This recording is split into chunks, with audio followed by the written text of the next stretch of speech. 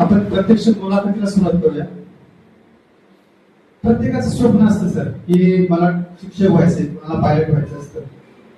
तर तुम्हाला डॉक्टर की तुम्हाला डॉक्टर का व्हावं असं वाटलं आणि या मागची प्रेरणा काय होती?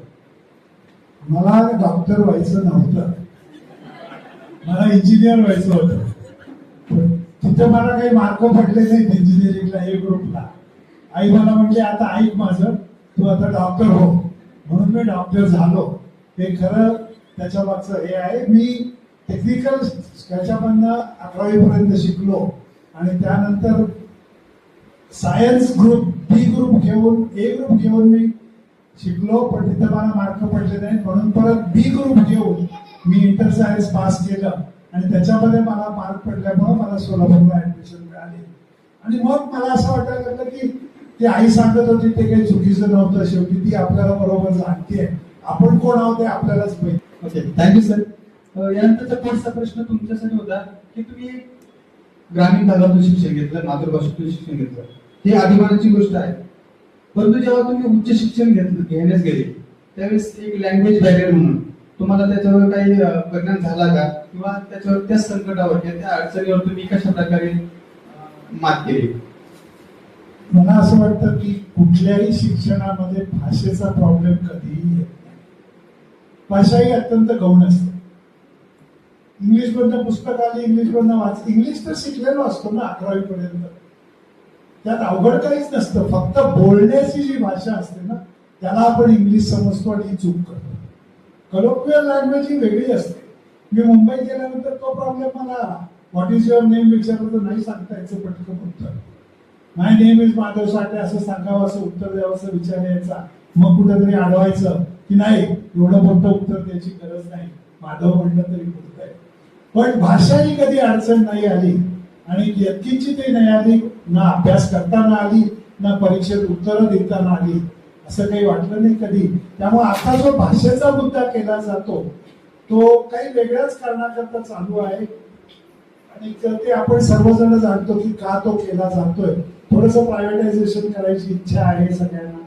आणि जिथं मुलांना घरून कुठल्याही प्रकारचा पाठबळ मिळणार नाहीये त्या मुलांना इंग्लिश भाषेचं शिक्षण घ्यायला लावणं हे मला वाटतं अत्यंत अन्यायकारक आहे. कधीही लावू नये. तुमच्या घरामधनं जर तुम्हाला सपोर्ट मिळत असेल तर ते ठीक आहे. आज आपल्या शाळांच्या मध्ये मी जवळजवळ गेली 8 वर्ष सांगतोय की शनिवारचा दिवस हा शिक्षकांनी आणि मुलांनी इंग्लिश दिवस म्हणून करावा. किती जणांनी केला अंमलात आणला? किती फरक पडला? तर मला असं वाटतं की आपण हे बदल जे आहे हे जाणून घ्या की बोली भाषा जी आहे त्याच्याला आपण घाबरतो. इंग्लिश तुम्हाला व्याकरण येते, इंग्लिशचं सगळं येते तुम्हाला, का तुम्हाला अभ्यास करताना अडचण येईल? तर मला अजूनही परत सांगायचं आहे, इंग्लिश स्पीकिंग शिक्षक ज्या ज्या शाळामध्ये येतात त्या शाळातल्या शिक्षकांनी त्या शिक्षकांच्या बरोबरही इंग्लिशमध्ये संवाद साधावा आणि मुलांना दर शनिवारी आपण शाळेमध्ये फक्त इंग्लिशमध्येच बोलू असं जर का केलं तर तुम्हाला ही भीती तुम्हाला निघून जाईल सगळ्यांच्या. खूप छान सर, खूप सुंदर बोलता सर.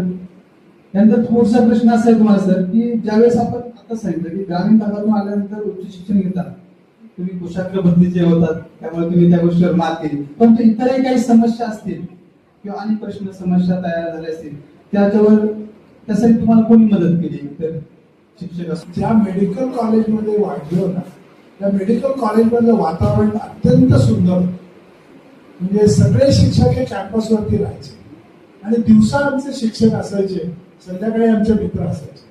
कोणी आमच्याबरोबर क्रिकेट खेळायला यायचं, कोणी बॅडमिंटन खेळायला यायचं आणि सोलापूरमध्ये राहिल्या कारणानं वेळ भरपूर मिळायचा. माझा मोठा भाऊ आई सोलापूरलाच होता, त्यानंतर तो ट्रान्सफर घेऊन मुंबईला आला कारण सगळ्यांनी त्याला सांगितलं की मुंबईला जातो शिक्षण चांगलं मिळेल तुला. मला खेळायचं होतं आणि मला सोलापूरला खेळायला मिळायचं म्हणून मी म्हटलं की मी ट्रान्सफर घेणार नाही. आता असा मी भांडून मी सोलापूरला राहिलो, जास्त खेळलो, त्यामुळं आपोआप शिकलो की कमी काळामध्ये अभ्यास कसा करायचा हे त्या काळात शिकलो. कारण वेळच कमी असायचा, खेळण्यामध्ये वेळ जास्त जायचा आणि तो आनंददायी होता. त्यामुळे त्याचा मला तिथे शिक्षकांनी खूप मदत केली. म्हणजे काही काही ठिकाणी माझे शिक्षक हे आजची परीक्षेची वेळ आली, हा आता परीक्षार्थींच्या पुढे जाऊन बसला असेल म्हणून अवघड एक्झामिनर जर कोणी असेल तर त्याला येऊन बाहेर चहा प्यायला घेऊन जायचे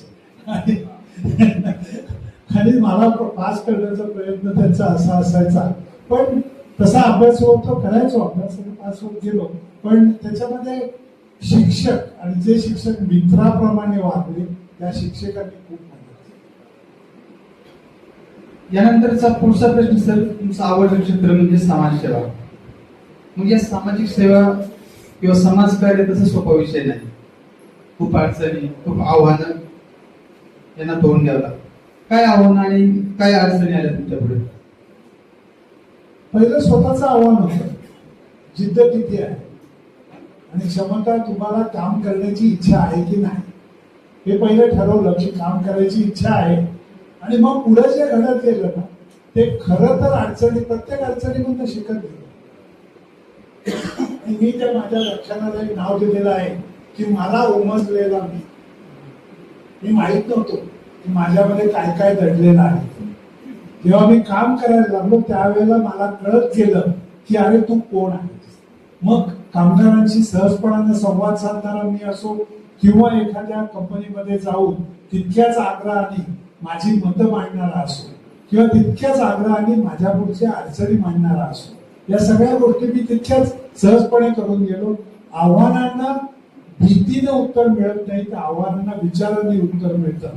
म्हणून कुठलंही आव्हान पाहताना आजही मी आज सकाळीच सगळ्यांना सांगतो, कुठलाही ज्या वेळेला समाजाचा विषय येतो त्यावेळेला मी या पद्धतीचं हे सोल्युशन काढलेलं आहे. तर हे सोल्युशन ऐकल्यावरती मला काय प्रश्न विचारले जातील हे मी लिहून काढतो म्हटल्यापेक्षा मनातल्या मनात लिहितो. त्याची योग्य उत्तरं जर मला मिळाली तर मग मी म्हणतो की हा कार्यक्रम करण्यासारखा आहे. जोपर्यंत मला त्याची योग्य उत्तर मिळत नाही तोपर्यंत कार्यक्रम करत नाही. जसं श्वेताच्या बाबतीमध्ये घडलं, तिच्याशी मी जवळजवळ 1 तास फोनवरती इंटरव्ह्यू मध्ये बोललो होतो की उच्च शिक्षित मुलगी आहे, वेगळ्या प्रकारचं काम करायचं आहे, माझ्या मनामधलं काम हे तिला पटेल की नाही, ती त्या गोष्टीला तयार होईल की नाही, उच्च शिक्षित मुलीला या ठिकाणी सामाजिक संस्थेमध्ये येऊन काम करायला लागेल की नाही. पण या सगळ्या तिच्या मनामध्ये येणाऱ्या प्रश्नांची उत्तर मी आधीच हुडकलेली होती आणि त्यामुळे मी ते कार्यक्रम केला. तिनं त्याला साथ दिली आणि जो विषय माझा नाही त्याच्यामध्ये शेतीमध्ये न पडता शेतीच्या जोडधंद्यामध्ये मी पडलो. पण हे माझं एक अभ्यास केलेलं होतं की मी शेतकरी नाही, मी शेतकऱ्याला शेती काय शिकवणार, तो PhD आहे, इतके वर्षाची शेती करतोय. तेही आव्हानांचा सामना मी असा करत गेलो की खरं कधी कुठलं आव्हान वाटलंच नाही, कारण अमुकच केलं पाहिजे हे कधी कोणी सांगितलंच नाही किंवा कुठलं बंधन नव्हतं की हेच काम केलं पाहिजे. त्यामुळं जसे खरोखरीच विचार केला ना तर ऑपॉर्च्युनिस्टिक म्हणून जे समोरून आलो ते करत गेलो. म्हणून तुम्ही जर पाहिलं तर कुठल्याही चौकटीमध्ये बसवता येणारं काम नाहीये. जे काम आहे ते एक ऍबस्ट्रॅक्ट विषय मांडावा किंवा M.F. हुसेनांचं चित्र जसं दिसायचं त्याचा अर्थ लावताना आपल्याला त्रास होतो तसं काम झालेलं आहे. पण त्यातून जे शेवटी निर्माण झालेलं आहे ते शेवटी करत करत उलट्या गतीनं करत आलो, कधी मधनच वेगळ्या भागात वळलो, कधी दुसऱ्या गोष्टींचा विचार केला. पण ज्या वेळेला तुम्ही एका चौकटीत राहून काम करता त्यावेळेला तुमची फ्लेक्सिबिलिटी कमी होते. ती बी कमी न होते त्या काम केलं आणि नाही येत असेल तर सरळ नाही म्हणून मोकळा होतो, ते जमणार नाही. त्यामुळे फारशी टेन्शन न घेता काम करतो. फारच प्रेरणादायी असे व्यक्तिमत्व आहे सर. तुमची मुलाखत घेताना खूप छान वाटतंय. पुढचा एक प्रश्न विचारतो, म्हणजे माणसाचं आयुष्य सुख दुःखांचं मिश्रण असतं. तुमच्या आयुष्यात असा काही प्रसंग आलेत का की एखादा खूप आनंदाचा क्षण असेल किंवा एखादा खूपच दुःख देणारा प्रसंग असेल, असे 2 प्रसंग, आणि त्या 2 प्रसंगातून तुम्ही काय शिकाल किंवा काय संदेश द्याल? मला वाटतं माझी मुलगी याला जास्त उत्तर कारण खरोखरीच फार फार आनंद आणि फार दुःख या दोन्ही बाजूला मी कधी झुकतोच नाही. आणि म्हणून काही वेळेला मला स्वतःला असं वाटतं की इमोशनली आपण खूप वेगळ्या प्रकारची जडणघडण झाली आहे का. पण जरी कितीही चांगलं काम झालं तरी फार आनंदाकडे जात नाही. आणि किती अपयश आले, अपयश अनेक आले. मी फक्त यश सांगतो, अपयश सांगत नाही. 45 वर्षाच्या प्रवासामध्ये अनेक अपयश आले. कुठं पैसे गेले, कुठं काम अर्धवट राहिलं आणि ते यशस्वी होणार नाही असं वाटलं, कुठं लोकांच्या बाजूने विरोध झाला आणि त्या लोकांच्या पायी मला काही काळापुरतं मला पोलीस संरक्षणातही हिंडायला लागलं. पण अशा अनेक गोष्टींना तोंड देत देत आपण पुढे जातो आणि त्या गोष्टी परत विसरूनही जातो आणि त्याच्याकडे फारसं लक्ष द्यायचं नसतं. आणि बाळासाहेब ठाकरेंनी मला एक गोरेगावच्या आमच्या एका पाळणाघर नवीन बांधलं, एका नवीन संकल्पनेत पाळणाघर उभं केलं होतं. संस्थेला काही गहाण ठेवता येत नाही, संस्थेला काही तारण ठेवता येत नाही, संस्थेला काही कर्ज घेता येत नाही. जागा माझ्याकडे आहे, ते बांधकाम कोण करून देईल. ते योगायोगाने एक बिल्डर तयार झाला, कार्य चांगलं आहे, मी तुझी बिल्डिंग बांधून देतो, जो खर्च आहे तो 10 वर्षाच्या EMI प्रमाणे मला परत कर. मान्य केलं लगेच, कारण मला माझं नुकसान काहीच होत नव्हतं. पण अशी लोकही जगामध्ये भेटत नाही. बाळासाहेब त्यानंतर पारस गुंडेच्या नावाचे बिल्डर, त्याचे सासरे तिकडनं त्या बिल्डिंग वगैरे आले होते. त्यांच्या आईचं नुकताच देहांत झाला होता. त्या बिल्डिंगकडे पाहिल्यावर त्यांना वाटलं की आयसोलेटेड बिल्डिंग आहे, सामाजिक काम करणारी संस्था आहे, आपल्या आईच्या सन्मानार्थ या बिल्डिंगला आपण जर नाव दिलं तर चांगलं होईल. म्हणून त्यांनी देणगी दिली, सगळे पैसे दिले. ते पैसे आम्ही बिल्डरला परत नाही केले, कारण आमच्यावरची एक शिस्त होती EMIची, ती आम्हाला तशीच ठेवायची होती. आणि मग ज्या वेळेला बाळासाहेब ठाकरेंना उद्घाटनाला बोलावलं त्यावेळेला मी माझी प्रस्तावनेमध्ये मी काय काम करतो हे सांगितलं. आपल्या जागेवर जाऊन बसलो, त्यानंतर बाळासाहेब बोलायला उभे राहिले, चालू केलं भाषण आणि त्यांनी मागं वळून बघितलं आणि मला वाटलं इकडे. मला कळलं, मला असं कधी वाटलंच नव्हतं की बाळासाहेब ठाकरे हे मला बोलवते, कारण मी कोण होतो, कुणाकडे बघतायत म्हणून मी आजूबाजूला बघत होतो. मला म्हटलं तूच इकडे ये. मला बोलावलं, बाजूला उभं केलं, मला म्हटलं अंगावरती शिंतोडे किती उडले. म्हटलं नाही, काय मला कळलं नाही शब्द काय आहे ते. माझ्या चेहऱ्यावरचं भावानी त्यांना कळलं की या माणसाला काही कळलेलं नाहीये. मला म्हटलं शिंतोडे उडले तरी घाबरू नको, तुझं काम चांगलं चाललंय असं समज. तुझ्यावरती दगड मारायला लोक घाबरतात, म्हणून तू चालत असताना बाजूच्या काठाला दगड मारतात आणि त्याच्यातले शिंतोडे तुझ्यावरती होतात. ही तुझ्या चांगल्या कामाची प्रचिती आहे. असा एक अनुभव त्यावेळेचा त्यांचा आणि तो कायम माझ्या स्मरणात आहे. आणि त्याप्रमाणेच घेत गेलो. ज्या ज्या वेळेला टीका होत गेली, ज्या ज्या वेळेला लोक उभी राहिली की तू हे का केलंस, तिथं पैसे जास्त गेले, जितकी म्हणून टीका होत गेली तितक्या त्या टीकेची उत्तरं माझ्याकडे होती. आणि त्यामुळं त्याचं भांडवल न करता त्याला त्या माणसाचाही आदर करत होतो. ठीक आहे, तुला कसं वाटतं ना, तू जितकं काय करायचं ते माझ्या बाजूने मी कधी करणार नाही, असं करत गेलो. आणि मग शेवटी त्यामुळं त्याच्यामधनं कधी कुठल्याही गोष्टी काही पोलीस संरक्षणामध्ये जायला लागलं त्याचं कधी वाईटही वाटलं नाही. कधी संस्थेचे लोक मला त्यांच्या आपल्या ऑफिसमधनं बाहेर पडून व्यवस्थित मार्गापर्यंत जाईस तोपर्यंत अक्षरशः माझ्या गाडीच्या बाजूने चालत यायची, कारण याला काही व्हायला नको. इतकं प्रेम लोकांचं कमवलं होतं, मग काय आणखी पाहिजे. सदैव हसरं व्यक्तिमत्व हा प्रश्न विचारायच्या मागण्याचं कारण होतं की एवढं हसरं व्यक्तिमत्व, नेहमी एव्हरग्रीन असणारं व्यक्तिमत्व, त्याच्यामध्ये त्यांच्या जीवनात काही दुःख असेल का, खूप मोठं दुःख. पण सरांनी बरोबर सांगितलं की बॅलन्स राहायला पाहिजे. सरांकडून शिकण्यासारखी गोष्ट होती की सुख दुःखामध्ये आपलं बॅलन्स राहणं किती महत्वाचं आहे. आणि सर तुम्ही ते आता दाखवलंय, दुःख खूप दाखवलं नाही पण एक सकारात्मक ऊर्जा लोकांसमोर मांडत राहिले. खूप खूप धन्यवाद. त्यानंतर पुढचा एक प्रश्न आहे, भविष्यासाठी तुम्ही काही विशेष संकल्प किंवा ध्येय निश्चित केले आहेत का, आणि समाजासाठी पुढे काय करायची इच्छा आहे? म्हटलं ना तुम्हाला की मी अत्यंत ऑपॉर्च्युनिस्टिक मनुष्य. वारेसर हातात सापडले, आता मग सोडायचं कसं, मोकळं करणार. मग त्यांना हाताशी धरलं, शिक्षण पद्धती उभी राहिली वेगळी.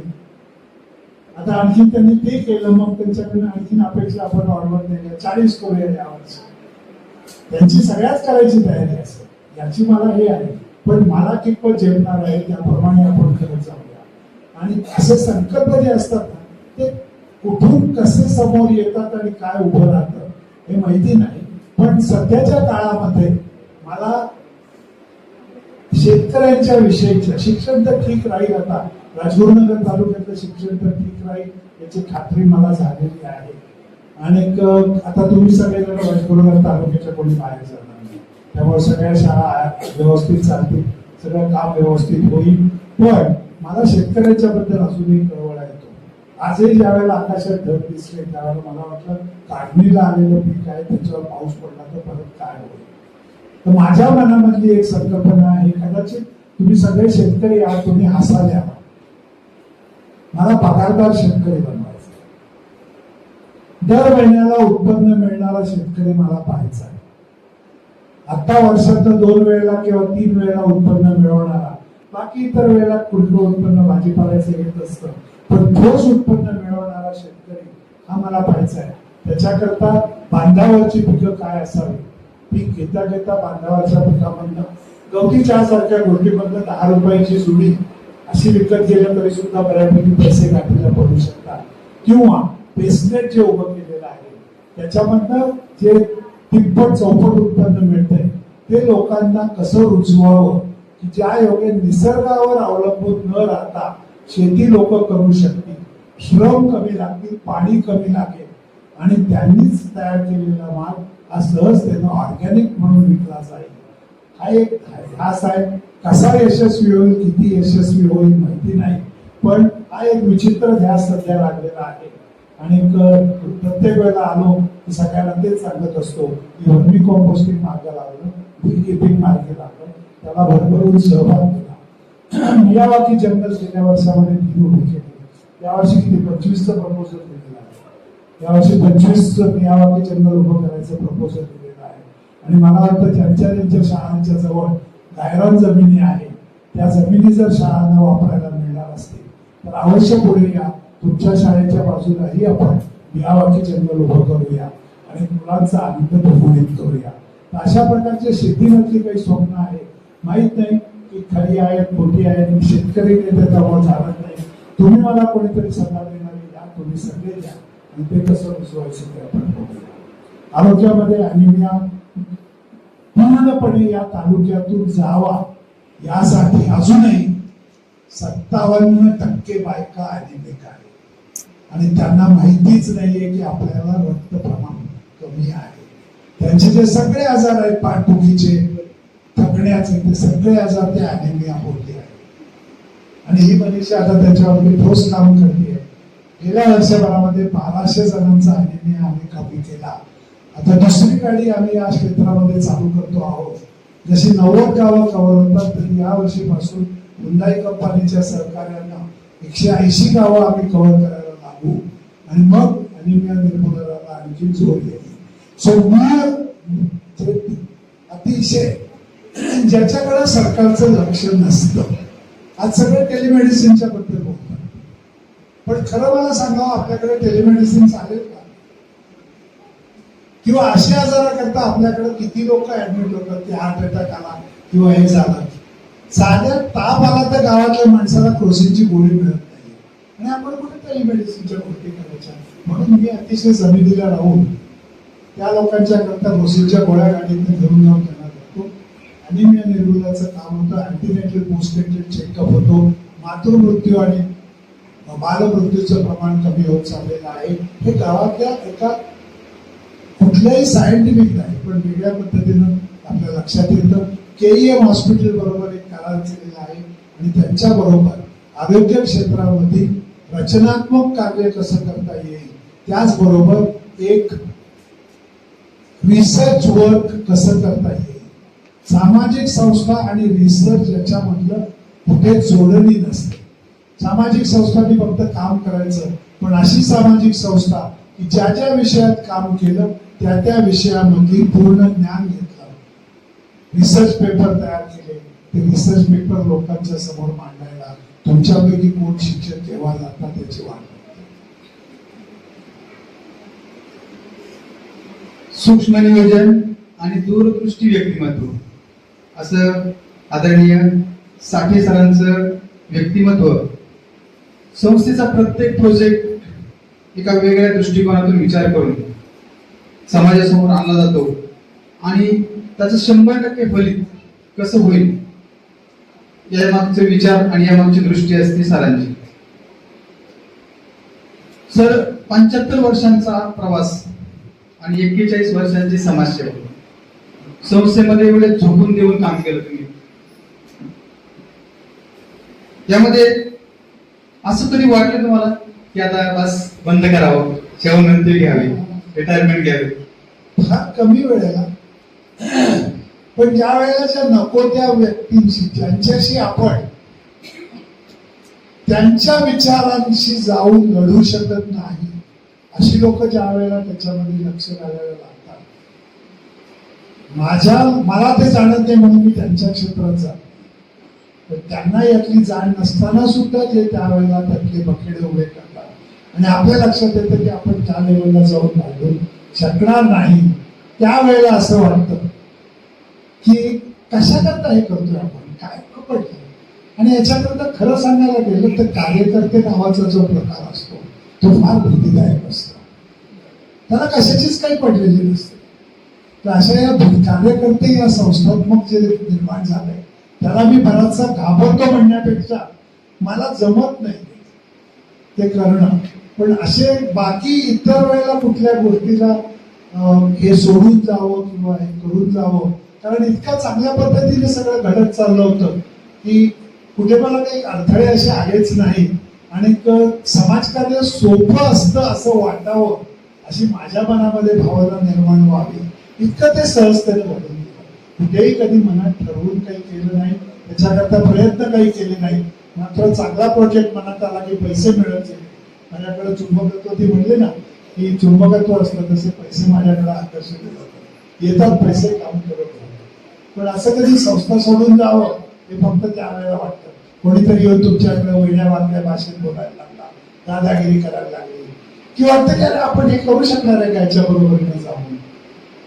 मग त्यावेळेला असं वाटतं की जाऊ म्हणून कोणाला करायचं ते करू दे, काय होईल ते होईल, आपण कशाला एवढं करायचं. पण तुम्ही करता वरती येता, त्यामध्ये तुम्ही खाली जात नाही.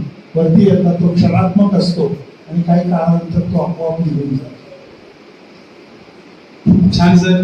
समाजात समाजसेवा करत असताना किंवा आपलं काम करत असताना प्रामाणिकपणे काम करणाऱ्याला जास्त त्रास होतो, बरोबर नाही वाले सर? आणि असं वाटलं सरांनाही त्रास होत असेल, परंतु एक पॉझिटिव्ह एनर्जी पहा, कधी संस्था सोडावीशी वाटली नाही. खूप अभिमानाची गोष्ट आहे. सरांसाठी टाळ्या वाजवूया आपण. आणि सर आता शेवटचा प्रश्न आपण मुलाखतीच्या समारोपाकडे करूया. प्रत्येक जण या ठिकाणी आपलं कौतुक करतायत, समाजसेवेचा एवढा प्रचंड अनुभव आहे, एक वैद्यक क्षेत्रात किंवा डॉक्टर म्हणून काम करताय, परंतु आमच्या दृष्टीने तुम्ही शिक्षण तज्ञ आहात, तुम्ही एक अर्थतज्ञ आहात, समाजसेवा करतात. तर समजा या तरुण पिढीला समाजसेवेमध्ये उतरायचं असेल तर तुम्ही त्यांना काय संदेश द्या? शास्त्र बाजूला ठेवा. समाजसेवेला शास्त्राचं काही बंधन नाही, अर्थकारण लागत नाही. पारेसरांच्या गावातल्या दप्तरीबाई या सुद्धा कुठलंही शिक्षण न घेता उत्कृष्ट उद्योग करतात आणि त्यांना कोणी सांगायला लागलं नाही की ठोक भावाने जर कोणी तुमचं खत घेऊन जात असेल तर तुमचे बरेच पैसे वाचतात, 1 रुपया कमी करून विकाय, काही सांगायला लागलं नाही. तर मला असं वाटतं की आपण शहरी लोकांनी ज्ञानाचं एक अवलंबन मानलं आणि या विश्वामध्ये ज्ञानाचं महत्व आहे, पण आपण त्याचा अडथळा म्हणून जाणं करून घेऊ नये. मला याची जाण नाही असं म्हणू नये. अवघड काही नसतं. आपल्या छोट्याशा भागापुरतं अर्थकारण हे आपल्यालाही समजू शकतं आणि जर समजलं नाही तर मी त्याच्यावरती सोपा उपाय काढतो, जो पूर्वीच्या काळापासून चालत आलेला आहे. किंवा लहानपणी आपण वाढदिवसाचे पैसे टाकत राहतो तशी भशी निर्माण करतो की मला आता मेडिकल इक्विपमेंट खूप मोठी असतात, खूप महाग असतात, त्यांचा अॅन्युअल मेंटेनन्स कॉन्ट्रॅक्ट ही लाखांच्या घरात जातात. संस्थेला असं असतं की एका वेळेला 15 लाख रुपये मी कुठून आणणार याचा मेंटेनन्स, मग मी ते 15 लाख बाराने भागतो आणि दर महिन्याला 1 लाख रुपये बाजूला लागता येईल का ते बघ रे बाबा. आणि त्याची एक रिकरिंग डिपॉझिट कार्ड म्हणजे आपल्याला अडचणच येणार नाही. आणि अशा छोट्या छोट्या अर्थकारणाच्या ट्रिक्स वापरून मी संस्था चालवली. कुठेही बजेट म्हणजे काय कळत नाही, बॅलन्स शीट काय असतो हे कळत नाही. प्रत्येक वेळेला मी चार्टर्ड अकाउंटंटला एकच म्हणतो, डावी बाजू आणि उजवी बाजू सारखी आणण्याकरता मला 25 दिवस त्रास देतोस ऑडिटिंगच्या नावाखाली, आणि ती आल्यानंतर माझ्याकडनं बक्कल पैसे घेतोस. पण याचा गरज आहे का? तर अशा प्रकारच्या साध्या विचारांनी जगत आलो, पण अजूनपर्यंत कुठल्या अडचणी दैवयोगाने आल्या नाही. तुम्ही असं म्हणू शकता की या मी न स्वीकारलेल्या जबाबदाऱ्या या माझ्या सहकार्याने स्वीकारल्या, त्यांनी ती सगळी जबाबदारी घेतलेली आहे. आणि पैशाचा सखा जो हे आहे, आणि अभिमानाने सांगावं असं वाटतं की कुठेही माझं एकच म्हणणं आहे, आणि मी असंच जगावं आणि असंच शेवटपर्यंत राहावं, की कुणालाही संस्थेला हा एखादा बॅड प्रेसिडेंट देऊन हा मनुष्य गेला अशी माझी आठवण कधीही येऊ नये. चला करून गेला, बघ काय झालंय आता, ते अशी आठवण राहू नये. एखादं काम कमी झालं तरी हरकत नाही, पण आठवणी नेहमी चांगल्या करताच येत राहावी. अशा प्रकारचं काम करावं अशी माझी इच्छा आहे. खूप छान सर, खूप प्रेरणादायी अशी मुलाखत आपण सरांच्या ठिकाणी घेतली. तशी मुलाखतीची संकल्पना आदरणीय स्वाती मॅडम, शर्मिला मॅडम आणि आदरणीय संदीप सरांची आहे असं मला समजलं. परंतु मला मुलाखत सरांची घ्यायची किंवा मी घेईन असं मला वाटलं नव्हतं. कारण एका मनामध्ये जे व्यक्तीची श्रद्धा असते किंवा ज्यांच्याविषयी प्रचंड आदर असतो, असे व्यक्तिमत्व म्हणजे माझ्या दृष्टीने आदरणीय साठे सर. कारण मला प्रत्येक वेळेस साठे सरांचा माझ्या मनामध्ये एवढा सन्मान आहे, आणि ती मुलाखत त्यांची आज आपण या ठिकाणी मला घेण्याची योग आला. यासारखं भाग्य मी म्हणजे दुसरं भाग्य नाही. संस्थेचे खूप खूप धन्यवाद, आभार. आणि साठे सरांसाठी या प्रेरणादायी नेतृत्वासाठी एकदा आपण सर्वांनी जोरदार थँक्यू व्हेरी मच.